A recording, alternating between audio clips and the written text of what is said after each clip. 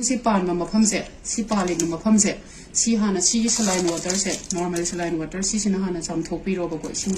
hai ra ga ko ma pham si cham thok pi ra ma tung da si betadine se sinu betadine sina mo hai ra ga mo cham thok pi ra ma tung da si go se si ama lo thok pi ro si go ko si se si mari manga ne ha pi se si ama lo thok pi ro ha pe tang te thok pi ro ga si se abzel hai se misai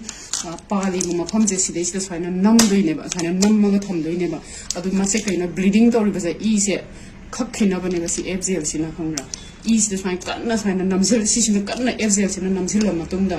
adu ga si de si crepe bandage natraga akhoi gi si bandage sina ra kaino ka ro kanna si ma ta do go si ha pa su yai ko do kanna saina ye shin bi yo yam kanna ye shin bi yo ko adu yam kanna ha e thing ba su ya de ko adu su e sum bleeding e sum sel ham da ba su ya da ba du yam kanna ye shin bi yo ko adu ye ma kha ta ba de dum khoi ne emergency hospital ga dum pu ba ya re adu ga to pa ma na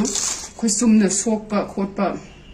khet ki ba gum ba dum ba lai ra ga ti ko adu so dum normal salai jin ham chap thok pi ro adu ga petan din sina amuka cham thok pi ro adu ga si gi go sina tai thok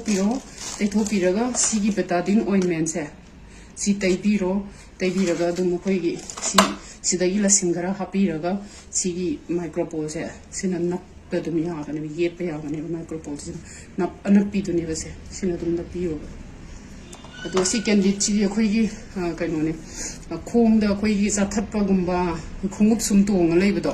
khong cha that pa gum ba yaw ba khot pa da dum ba da khoi khong kara gum ba dum ba da allergy gum ba to ba dum ba fungal gum ba tam da si sina bi si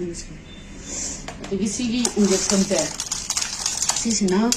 moine sop pa do khana ba khang ba ngam de ta ko si sina pain killer ne ba ko adu si injection de dum masal sa dum ka pa su ya ne adu si sinin si da dum ta ga kapi ro si sina injection ama